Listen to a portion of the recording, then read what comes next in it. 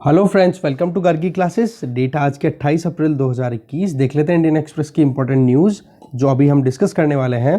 देखो, front page पे फिर से कोविड को लेकर ही केओस की बातें हो रही हैं। कहीं पर आपको जुडिशरी वर्सेस एग्जीक्यूटिव दिखाई देंगे, कहीं पर स्टेट सेंटर कॉन्फ्लिक्ट दिखाई देगा। तो ये अलग अलग पॉइंट ऑफ व्यू से हम न्यूज़ देखने वाले हैं।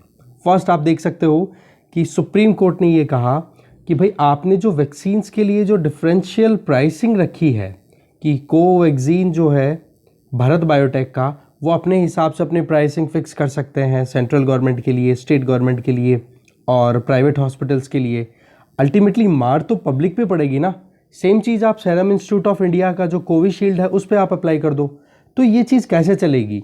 तो ऐसे में सुप्रीम कोर्ट ने सुओ मोटू अपनी तरफ से प्रोसीडिंग स्टार्ट की। सुओ मोटू को मतलब होता है कि अपनी ही खुद से ही मतलब रिपोर्ट्स देखी, तो वहाँ पर कोई पिटिशन लगाने के लिए नहीं पहुँचा। तो सुप्रीम कोर्ट ने खुद से ही संज्ञान ले लिया, खुद से ही अटेंशन दे दिया कि भाई ये जो प्रॉब्लम है इसको सॉर्ट आउट करो। और इसके लिए गवर्नमेंट को अपनी तरफ से मैसेज दिया है कि ये डिफरेंशियल वैक्सीनेशन प्राइसिंग जो है इसके पीछे रैशनल्स को क्लैरिफाई करो। अब गवर्नमेंट ने अपनी तरफ से जो रैशनल्स दिए हैं वो बिल्कुल भी जस्टिफाइबल नहीं है।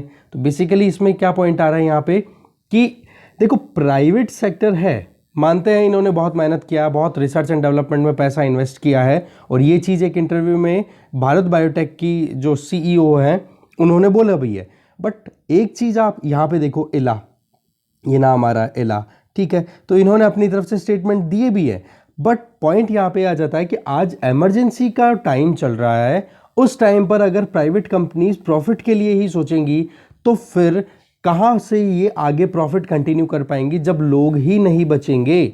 आज के टाइम पे तो एक स्टेट को पूरा वेलफेयर स्टेट होने की ज़रूरत है। जो हमारी वैल्यूज़ हैं, जो हम DPSP में पढ़ते हैं, directive principle of state policies, उसमें वेलफेयर स्टेट का एनविसाज किया हुआ है।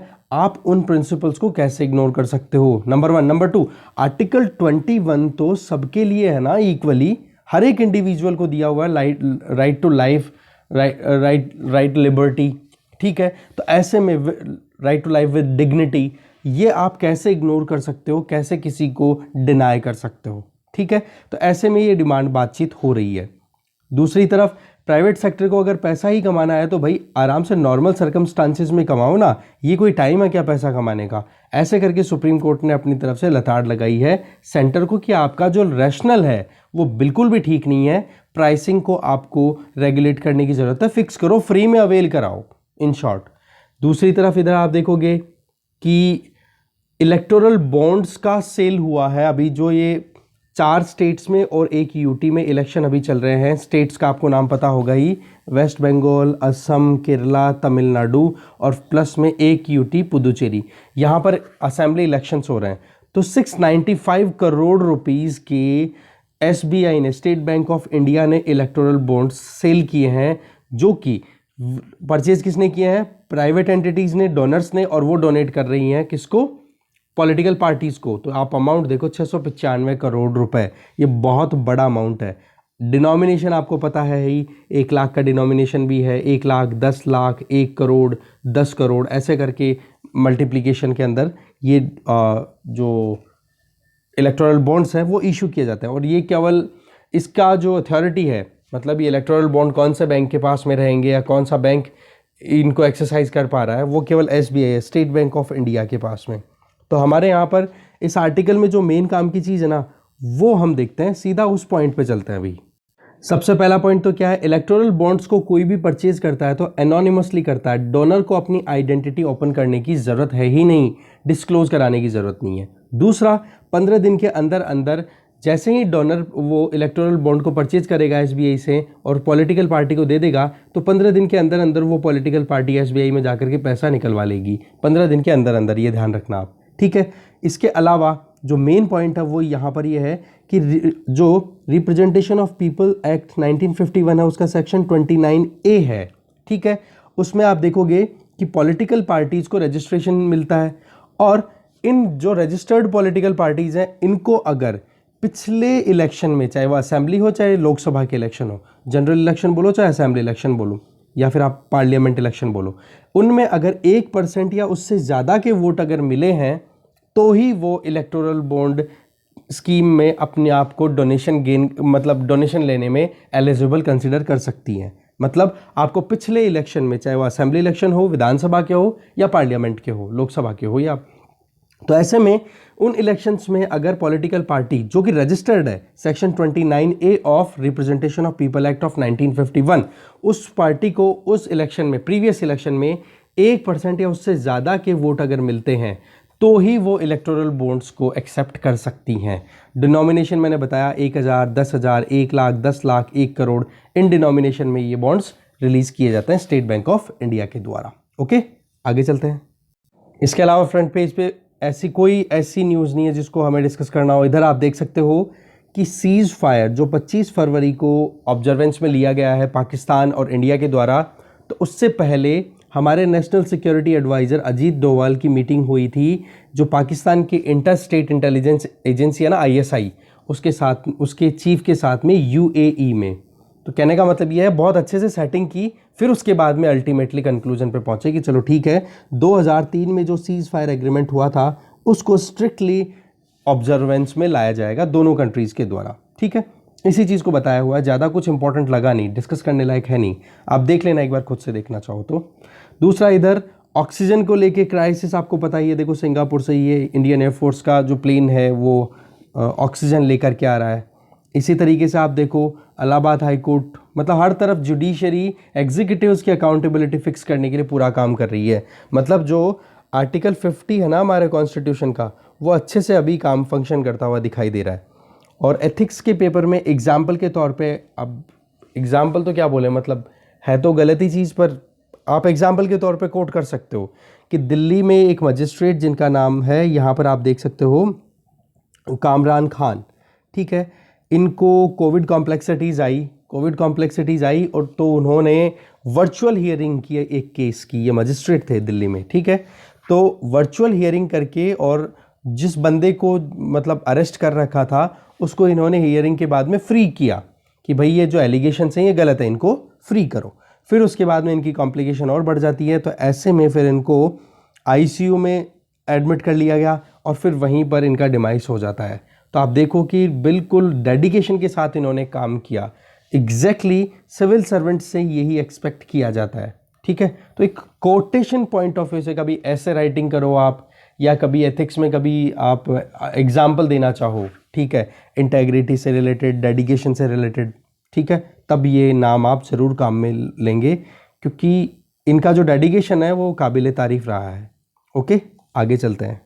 इसके अलावा ये जो ऑक्सीजन वाला जो आर्टिकल है, इसमें ये बताया जा रहा है कि हमारे यहाँ पर ऑक्सीजन प्लांट्स और ऑक्सीजन टैंकर्स, मतलब ऑक्सीजन के टैंकर्स और ऑक्सीजन की प्लांट की तो लोकेशन और टैंकर्स के नंबर, इनमें बहुत ज़्यादा हमारे यहाँ पर एक तरीके से जितनी डिमांड हो रही है उसके हिसाब से डिस्क्रिपेंसीज देखने को मिल रही है, जो कि चिंता की बात है।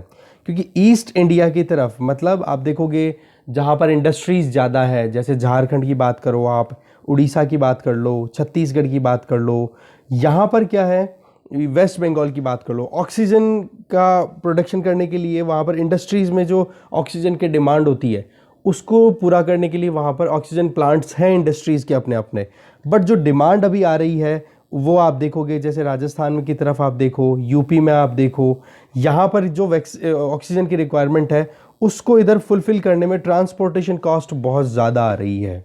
ठीक है, वैसे तो चलो ठीक है कि अभी जो प्रोडक्शन कैपेसिटी है ऑक्सीजन की वो बहुत हद तक राइज हो चुकी है। प्राइम मिनिस्टर ने अपने रिसेंट इंटरेक्शन में ये बताया कि अगस्त 2020 में ऑक्सीजन प्रोडक्शन हमारे यहाँ पर 5700 मेट्रिक टन था, जो बढ़कर के 8922 मेट्रिक टन हो गया है इस साल 25 अप्रैल तक। पर अभी डिमांड और भी ज़्यादा है, नहीं तो हम देखो सिंगापुर से थोड़ा ना उठाते हैं ये। ठीक है, आगे चलते हैं। फिर नेक्स्ट जो इंपॉर्टेंट न्यूज़ है उसका छोटा सा पार्ट हम पिक करेंगे, वो ये कि जो माइग्रेंट फर्स्ट लॉकडाउन के बाद में अपने घरों को चले गए थे और फिर जैसे ही लॉकडाउन रिलैक्स हुआ, थोड़ा बहुत इंडस्ट्रियल एक्टिविटीज़ ट्रैक पे आई, तो वो फिर से सिटीज़ में आ गए। तो जो लोग घरों से फिर से, मतलब अपने गाँवों से फिर से सिटीज़ में आ गए ना, उनकी इनकम लगभग 5 गुना तक बढ़ गई। ठीक है, ये बात कही जा रही है स्टडीज़ के द्वारा, और ये स्टडी जो कंडक्ट कराई गई है वो है येल यूनिवर्सिटी का एक सर्वे जो कि 5,000 माइग्रेंट्स पे की गई थी नॉर्थ और सेंट्रल इंडिया में अप्रैल 2020 से लेके फरवरी 2021 के बीच में। ठीक है, यही चीज़ मेन बताई जा रही। बाकी तो देखो डेटा है, ये थोड़ा सा एनालिटिकल अप्रोच में थोड़ा सा और आएगा तब और समझ में आ जाएगा हमें। तो मेन जो थीम थी वो तो हमने देखी ही है। आप देखोगे यहाँ पर वुमेन का जो रिटर्न हुआ वो कम था। वुमेन केवल 45% ही अपने गाँव को छोड़ करके फिर से आ पाई हैं। मेल तो फिर भी ज़्यादातर आए, पर वुमेन केवल 45% ही आई हैं। ठीक है ना, अपने घरों को छोड़ करके, गाँव को छोड़कर अर्बन एरियाज़ में। ओके, और इनकम के पॉइंट ऑफ व्यू से देखा जाए तो अराउंड 85% तक इनकम फिर से अर्न करनी शुरू कर दी थी जो रिटर्न होकर के आए ना, रूरल एरियाज़ को छोड़ करके अर्बन एरियाज़ में दोबारा जो आए माइग्रेंट्स, उनकी इनकम लगभग 85% लेवल तक पहुंच गई थी पैंडेमिक से पहले जितना लेवल था उसका। ठीक है, तो रिकवरी देखो कहने को हम मान सकते हैं थी, बट प्रॉब्लम क्या है, सेकेंड वेव आ गई तो फिर से चिंता का कारण बन गया है। तो क्या पता वापस से वो रिटर्न भी होने लग गए हैं, बहुत सारे रिपोर्ट्स हमने ऑलरेडी देखी है। ठीक है, आगे चलते हैं। फिर आ गए हम एक्सप्लेन पेज पे। एक्सप्लेन पेज पे सीटी वैल्यू की बात की जा रही है कि कोविड टेस्ट जो होता है ना, आरटीपीसीआर, इसमें सीटी वैल्यू क्या होती है। तो इसका सिंपल सा मेथड आप समझो, सीटी वैल्यू का मतलब, सीटी का मतलब हो गया साइकिल थ्रेशोल्ड। साइकिल थ्रेशोल्ड का मतलब ये हो गया, होता क्या है, जैसे ये नॉस्ट्रल कैविटी के थ्रू ये स्वैब ले लिया गया, यहाँ से सैंपल ले लिया। अब सैंपल लेने के बाद में सैंपल में तो छोटा सा एक ड्रॉप आएगा स्वैब का, तो उसको क्या किया जाता है, मल्टीप्लाई किया जाता है। ठीक है, जिसको एम्प्लीफिकेशन बोला जाता है, कि छोटे से ड्रॉप में से आरएनए निकाला, आरएनए से डीएनए तैयार किया और फिर डीएनए को मल्टीप्लाई किया कि हाँ इतने क्वांटिटी में डीएनए तैयार हो जाए जिससे कि वायरस का इजीली डिटेक्शन किया जा सके। अब आप एक चीज़ यहाँ पे देखो कि ये जो मल्टीप्लिकेशन है, मानो 1 यूनिट डीएनए आपको मिल जाता है एक स्वैब से, पर 1 यूनिट डीएनए से आप टेस्टिंग प्रॉपर कर नहीं पाते हो, तो ऐसे में 1 से 2, 2 से 4, 4 से 8, ऐसे आप मल्टीप्लाई करते चले जाओगे, एम्प्लीफिकेशन होता चला जाएगा। तो ऐसे क्या हो गया, आपके पास में डीएनए की क्वांटिटी बढ़ गई। अब आप इस पर टेस्टिंग ईजिली कर पाओगे। तो जितना ज़्यादा सीटी वैल्यू रहता है, जितना ज़्यादा सीटी वैल्यू, सीटी का मतलब हो गया साइक्लिक थ्रेशोल्ड, कि कितनी बार आपने मल्टीप्लाई किया तब जाकर के आप वायरस को डिटेक्ट कर पा रहे हो। दैट मीन्स वो जो पेशेंट है जिसका वो स्वैब है, उसके 1 यूनिट के बाद में मल्टीप्लिकेशन करने में बहुत टाइम लगा, तब जाकर के वायरस डिटेक्ट हुआ। इसका मतलब उस पेशेंट को इन्फेक्शन बहुत कम था। ठीक है, इसी के जस्ट उलट अगर मान लो किसी पेशेंट को, किसी के भी जो स्वैब है वो कलेक्ट किया गया था सैंपल के तौर पे, और फिर डीएनए डेवलप किया गया, तो डीएनए के मल्टीप्लिकेशन में मान लो कि लगभग 14 से 15 बार जो मल्टीप्लिकेशन किया तभी वायरस डिटेक्ट हो गया। इसका मतलब वायरस का इन्फेक्शन बहुत ज़्यादा है। ठीक है, कि मल्टीप्लिकेशन ज़्यादा नहीं करना पड़ा। तो ऐसे में सीटी वैल्यू जो है वो कोविड टेस्ट में मैटर करता है, और जो आईसीएमआर है उसके अकॉर्डिंग 35 सीटी वैल्यू डिसाइड की हुई है कि अगर 35 से कम सीटी वैल्यू आ रही है इसका मतलब इन्फेक्शन का लेवल बहुत ज़्यादा है, और 35 से ज़्यादा अगर सीटी वैल्यू आ रही है दैट मीन्स इन्फेक्शन का लेवल कम है। ठीक है, तो ये चीज़ इसमें बताई हुई है जो मैंने आपको जस्ट के तौर पे बता दिया। इसके अलावा आप देखोगे यूरोपियन यूनियन में लीगल एक्शन लिया जा रहा है एस्ट्राजेनेका के अगेंस्ट में, रीज़न बीइंग कि वहाँ पे जो सप्लाई है उसमें शॉर्टेज देखने को मिली है। ओके, तो सेरम इंस्टीट्यूट ऑफ इंडिया है ना हमारा, वहीं पे देखो प्रोडक्शन किया जा रहा है एस्ट्राजेनेका के वैक्सीन्स का, और उसी का जो वेरिएंट है जो इंडिया में हम यूज़ कर रहे हैं दैट इज़ कोविशील्ड। ठीक है, तो यही चीज़ यहाँ पे बताई जा रही है। देखो हमारे यहाँ से लगभग 95 कंट्रीज़ को हमने कोविशील्ड एक्सपोर्ट किया है, कोवैक्सीन और कोविशील्ड दोनों एक्सपोर्ट किया 27 अप्रैल तक, कल की तारीख है 27 अप्रैल तक। 95 कंट्रीज़ को हमने यहाँ से वैक्सीन भेजे हैं। पर जब से हमारे यहाँ पर आउटब्रेक हुआ ना मार्च से आने के बाद में, तब जाकर के हमने एक्सपोर्ट को एक बार रोक दिया कि भाई हमारी डोमेस्टिक डिमांड्स हैं वो पूरी नहीं हो रही है।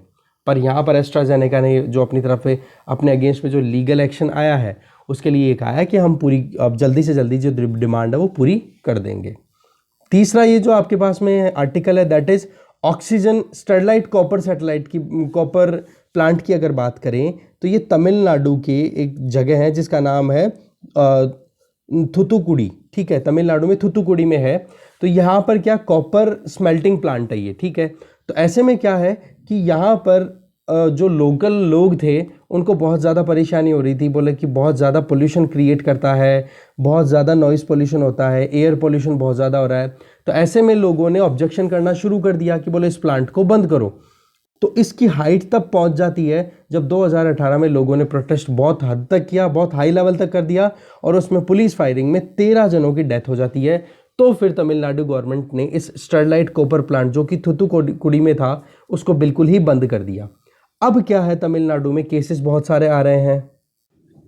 तो केसेस बहुत सारे आ रहे हैं, तो ऐसे में क्या है कि गवर्नमेंट ने मतलब वेदांता ग्रुप का है ये, ठीक है, तो उन्होंने रिक्वेस्ट की कि भाई हमारे यहाँ पर हम 1000 मेट्रिक टन ऑक्सीजन प्रोड्यूस कर सकते हैं, और हमारे यहाँ पर 2 ऑक्सीजन प्रोड्यूसिंग प्लांट्स जो हैं वो आइडल पड़े हैं, यूजलेस पड़े हैं, और अभी कंट्री में ऑक्सीजन की डिमांड है ही, हमने फ्रंट पेज पे देखा ही। तो ऐसे में उन्होंने अपनी तरफ से डिमांड पुट की कि भाई हम प्रोडक्शन कर लेंगे, क्योंकि होता क्या है, जो इंडस्ट्रीज़ होती है ना वहाँ पर ऑक्सीजन की बहुत ज़्यादा ज़रूरत पड़ती है, जो स्मेल्टिंग होती है, प्योरीफिकेशन होता है, ठीक है ना।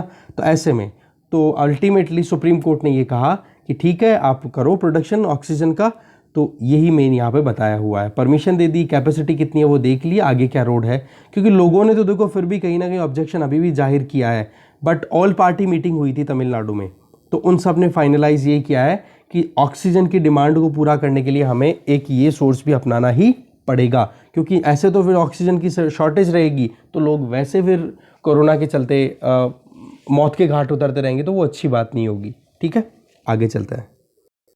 नेक्स्ट जो आर्टिकल है वो आप देखोगे वर्ल्ड पेज पे ह्यूमन राइट्स वॉच ने अपनी तरफ से कहा है कि इजराइल में अपार्थेड हो रहा है। अपार्थेड का मतलब रंग भेद के आधार पर जो पैलेस्टीनियन लोगों को बहुत ज़्यादा परेशानियों का सामना करना पड़ रहा है। तो बेसिकली ये न्यूज़ तो ज़्यादा देखो कहीं ना कहीं इतना इम्पोर्टेंट हम कंसिडर, थोड़ा सा एक नॉलेज के लिए दिमाग में रख लो कि हाँ इजराइल में भी अभी अपार्थेड का इशू हाईलाइट हुआ। बेसिकली अपार्थेड जो है वो रंग भेद का जो मुद्दा है ना, ये हाईलाइट रहता था साउथ अफ्रीका से रिलेटेड, जब वहाँ पर वाइट गवर्नमेंट चल रही थी और ब्लैक्स को या फिर जो दूसरे जो लोग थे नॉन वाइट्स उनको बहुत ज़्यादा डिस्क्रिमिनेशन का सामना करना पड़ता था। ठीक है, फिर बाद में 1990s के बाद में वहाँ पर ये अपार्थेड वाला मुद्दा है वो ख़त्म होता है, तब जा कर के इंडिया के रिलेशन भी अच्छे हो जाते हैं। बट आज तो इजराइल के साथ में हमारे अच्छे रिलेशन है और वहाँ पर अपार्थेड की क्लेम्स आ रही हैं, रिपोर्ट आ रही हैं, तो ऐसे में क्या इंडिया रिलेशन को कैसे मेंटेन करेगा। वो बात ठीक है कि इजराइल ने अपनी तरफ से बिल्कुल डिस्कार्ड किया है कि हमारे यहाँ पर कोई रंगभेद नहीं होता। ओके, तो बेसिकली हम इस आर्टिकल में से पॉइंट जो देखेंगे वो है मैप। आपको वेस्ट एशिया का पूरा मैप दिखाएंगे, उसमें मेन इंपॉर्टेंट लोकेशंस और साथ में इजराइल का क्या लोकेशन है वो देखेंगे। वो हम सीधा मैप पे ही चलते हैं। बाकी वर्ल्ड पेज पे और कोई इंपॉर्टेंट न्यूज़ है नहीं। वैसे आप यहाँ पे देखो ये क्या है, ईरान जो है ये कह रहा है कि हम न्यूक्लियर डील पे बातचीत कर रहे हैं, तो उसके साथ साथ में हमारे जो नेशनल्स को आपने अरेस्ट कर रखा है आप उनको भी रिलीज़ करो, ये डिमांड की जा रही है। ओके, जैक पोआ के बारे में हमने ऑलरेडी देखा ही। इधर देखो चाइना अपने पत्ते खेलना शुरू कर चुका है कि चाइना अभी ढाका में है, मतलब चाइना के जो मिनिस्टर हैं वो अभी ढाका मतलब बांग्लादेश में विजिट पे आए हो। तो उन्होंने ये कहा कि बोलो नॉन एशियन पावर्स अगर रीजन में आकर के दादागिरी चलाएगी तो आप बांग्लादेश आप कैसे एक्सेप्ट कर सकते हो। बोला चाइना और बांग्लादेश दोनों मिलकर के इस तरीके की कोalition को टारगेट कर सकते हैं। इसमें सीधा सा टारगेट है क्वेड पे, ओके, जिसमें हमें पता ही है कि रिसेंटली जो क्वेड लीडर्स की समिट हुई है, वर्चुअल समिट, तो उसको लेकर के चाइना कहीं ना कहीं इस चीज़ में इन्वॉल्व होना चाहता है और बांग्लादेश को भी साथ में लेना चाहता है, वो बात अलग है। और ये स्टेटमेंट भी बांग्लादेश के यहीं से रिलीज हुए हैं। ठीक है, तो ये थोड़ा सा डेवलपमेंट था वो हमने देखा। आगे चलते हैं, अब आपको मैप दिखाता हूँ मैं सीधा। ये आपके सामने आ गया वेस्ट एशिया का मैप, थोड़ा सा ध्यान से देख लें आप इसको। ये है ईरान, मैं इंक चेंज करूँगा एक सेकंड, ब्लैक इंक ले ली, राइट। ये है आपके सामने ईरान, इधर इराक में आप ये ज़रूर देख लो 2 रिवर्स, ये मैप बड़ा ही शानदार हाथ लग गया, टिग्रिस और ये देखो यूफ्रेट्स, दोनों टर्की से ओरिजिनेट हो रही हैं और एक तो बॉर्डर बना रही है टर्की और सीरिया के बीच में, इधर देखो टिग्रिस जो है, और यूफ्रेट्स ये एंटर हो रही है सीरिया में, सीरिया के बाद में इराक। आप देखो टिग्रिस पे लोकेटेड है बगदाद, ठीक है, और इधर आप देख सकते हो कुवैत, ये गल्फ ऑफ पर्शिया आ गई है इधर। ओके, इधर आप देखोगे ये आ गया जॉर्डन पिंक कलर में, येलो कलर में इजराइल है, और ये जो ग्रेइश कलर में दिखा रहा है ना इसको फ़लस्तीन कंसिडर कर लिया जाता है। ठीक है, कोई ज़माने में फ़लस्तीन बहुत बड़े एरिया में हुआ करता था, इजराइल बहुत छोटे एरिया में हुआ करता था, बट आज सिचुएशन बिल्कुल उल्टी है। इजराइल ने बहुत बड़ा एरिया कैप्चर कर लिया है। ओके, साथ में आप देखो इजराइल के साथ में ये सीरिया की बॉर्डर लग रही है, लेबनान की लग रही है, और ये गोलन हाइट्स आप ज़रूर ध्यान में रखना, सीरिया और इजराइल इन दोनों के बीच में लोकेटेड है। ठीक है, तो इनको, इस एरिया को क्या इजराइल ने कैप्चर कर लिया था जब अरब इजराइल वॉर हुए थे उस टाइम पे। साथ में इजराइल का इम्पोर्टेंट सिटी तल अवीव यहाँ पे देखो, और ये यरूशलेम यहाँ पर है। ठीक है, और ये जो रीजन है ना, यहाँ पे देखो आप, यहाँ पर तो है देखो डेड सी, जिसको मैं सर्कल में बना रहा हूँ, ये तो है डेड सी, और डेड सी से अगर इस तरफ आप जाओगे इसका मतलब वेस्ट, इसके चलते हैं इस वाले रीजन को, ये जो ग्रे वाला रीजन है ना, इसको वेस्ट बैंक भी बोल दिया जाता है, तो ये भी आप ध्यान रखोगे। दूसरा, यहाँ पे ये छोटी सी स्ट्रिप है, ठीक है, ये भी गाजा स्ट्रिप है, तो वेस्ट बैंक वाला रीजन और ये गाजा स्ट्रिप, ये दो ऐसे एरियाज है जहाँ पर पैलेस्टीनियन लोग रह रहे हैं। बाकी येलो वाला रीजन तो आपको पता पड़ेगा इजराइल है। तो कॉन्फ्लिक्ट क्या है, इजराइल पूरे एरिया को कैप्चर करना चाह रहा है और पैलेस्तीन बोलता है कि भाई हमारी है लैंड, तो ऐसे करके कॉन्फ्लिक्ट है। इसके अलावा आप देखोगे ये जो पेनिनसुला है, आप ये देख रहे हो पेनिनसुला रीजन, इसको सिनाई पेनिनसुला भी बोला जाता है, जो कि इजिप्ट का ही हिस्सा है।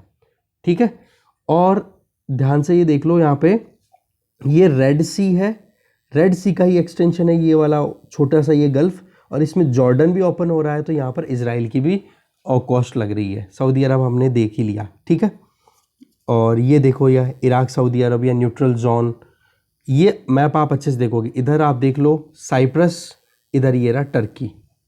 ओके, सीरिया भी आप अच्छे से देख लो, सीरिया की इधर लेबनान से, इजराइल से, जॉर्डन से, इराक से, और इधर टर्की से बॉर्डर शेयर हो रही है। और ये मोसुल सिटी, ओके, ये बगदाद सिटी, ये सारी इराक में ही है। ईरान आपने देख ही लिया। चलते हैं दूसरे मैप पे।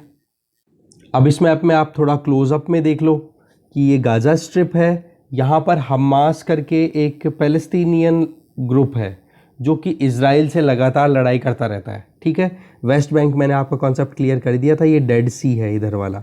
ठीक है, ये इजराइल हो गया, ये यरूशलेम है, गोलन हाइट्स का बता दिया था मैंने मुद्दा, सीरिया और इजराइल दोनों के बीच का।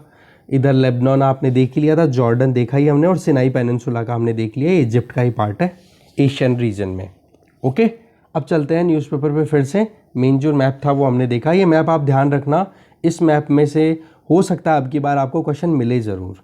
ठीक है, लास्ट में अब इकोनॉमी पेज है। इकोनॉमी पेज पे देखो, वैसे तो न्यूज़ को इतनी इंपॉर्टेंट आई नहीं है। ग्लोबल मोबिलिटी इंडेक्स शो कर रहा है कि लोगों के अंदर डर और जल्दी से लोग मूव नहीं कर रहे हैं, ऐसे चलते फ्लाइट्स में बैन लगाना, रेस्ट्रिक्शंस लगाना, तो मूवमेंट बहुत कम है कोविड के चलते। डिस्कस करने लायक इतना कुछ है नहीं, बस मोबिलिटी पे एक तरीके से रोक लगी है, ये मान के चलो आप, राइट, क्योंकि कोविड केसेस बहुत बढ़ रहे हैं। ये हमारे काम का है नहीं। 4G यूजर्स का एडिशन, मतलब नए 4G यूजर्स, ठीक है, फोर्थ जनरेशन का जो मोबाइल इंटरनेट कनेक्शन यूज़ कर रहे हैं वो लोग, वो उनका नंबर जो है वो लगातार कम ही होगा अगर इसी तरीके से कर्व लगते रहे। तो ये तो भाई अभी तो कोई चांसेस लग नहीं रहा है, क्योंकि केसेस अभी भी बढ़ रहे हैं। ये भी काम का नहीं है, ये भी काम का नहीं है, डोमेस्टिक ये भी काम का नहीं है, ये भी काम का नहीं है, और बस केवल एक आर्टिकल काम का है जो हम यहाँ पे ये देखेंगे आपके सामने है ऊपर, कि ARCs का जो नंबर्स हैं वो बहुत कम है, जबकि NPA लगातार बढ़ता चला जा रहा है। RBI की एक रिपोर्ट आ रही है। देखो, एसेट रिकंस्ट्रक्शन कंपनी बेसिकली होती क्या है, पहले आपको ये समझ में आना चाहिए कि ARCs का मतलब ये हो गया कि मान लो कोई कंपनी है जो कि इंसॉल्वेंट है, बैंकरप्ट साबित हो चुकी है, तो इस कंपनी को रिक्रिएट करना या फिर इसको घाटे से निकालना, ठीक है, इसको बेच दो, नहीं तो ये क्या हो जाएगा, NPA तो कन्वर्ट हो ही गया, बट इस NPA को कोई और मीनिंगफुल वे में यूज़ करने का अगर ऑप्शन हमारे पास में अवेलेबल हो जाए तो प्रॉब्लम क्या है। तो ऐसे में क्या होता है, कुछ लोग सरकार के साथ में या सरकार अपनी तरफ से कुछ लोगों को साथ में ला करके एक ग्रुप बना देती है और वो एक कंपनी का नाम मिल जाता है, और उस कंपनी का काम क्या हो गया कि जो एसेट बहुत बुरे तरीके से डैमेज हो गए हैं, इंसॉल्वेंट है, बैंकरप्ट है, उनको रिक्रिएट करना। कहने का मतलब उसमें थोड़ा सा पैसा लगाना है, लगाओ, कैसे भी करके उसकी इकोनॉमिक एक्टिविटीज़ को इम्प्रूव करो। ऐसे में क्या होगा कि वही बात है कि बिल्कुल ज़ीरो से ज़ीरो में कन्वर्ट होने के बजाय पैसा इन्वेस्ट तो हुआ ही होगा ना कोई टाइम पे उस कंपनी को जब शुरू किया था, ऐसे में उस कंपनी को रिवाइवल देना। दूसरा, उस कंपनी को लोन भी तो दिया होगा कोई बैंक ने, कोई एनबीएफसी ने, तो उन एनबीएफसी और उन बैंकों का जो घाटा है उसको भी फुलफिल तो करना है ना। तो ऐसे में ये फिर एआरसीज का रोल आ जाता है। ठीक है, तो ये होती है एसेट रिकंस्ट्रक्शन कंपनीज। तो चिंता की बात क्या है कि जितना एनपीए ट्रेंड बढ़ रहा है, एनपीएज बढ़ रहे हैं, उतना पेस के साथ में एसेट रिकंस्ट्रक्शन कंपनीज हमारे यहाँ पे डेवलप नहीं हो पा रही। इसके पीछे वजह क्या है, सीधा पहले वो देखते हैं। सीधा देखो, ये आपके सामने ये पैराग्राफ है। हमारे यहाँ पर क्या होता है कि ज़्यादातर एसेट रिकंस्ट्रक्शन कंपनीज क्या है, प्राइवेट सेक्टर एंटिटीज़ हैं, जबकि दूसरे कंट्रीज़ की अगर बात करें तो वहाँ पर गवर्नमेंट की बैकिंग बहुत मिलती है। तो ऐसे में क्या होता है, सरकार जब पीछे से बैकिंग देती है ना, तो उन कंट्रीज़ को कैपिटल की कमी महसूस नहीं होती है, पैसे की कमी महसूस नहीं होती है। तो जो एनपीए में कन्वर्ट हो गया एसेट है, उसको रिवाइव करने में उनको इतनी प्रॉब्लम नहीं आती। जबकि हमारे यहाँ पर क्या होता है कि प्राइवेट सेक्टर को ही लीड ज़्यादा करना पड़ता है। अब प्राइवेट सेक्टर तो काम कब करेगा, जब उसको पैसा ज़्यादा मिलेगा। तो एक तो ये वजह हो गई कि प्राइवेट सेक्टर का इन्वॉल्वमेंट हमारे यहाँ पर ज़्यादा है।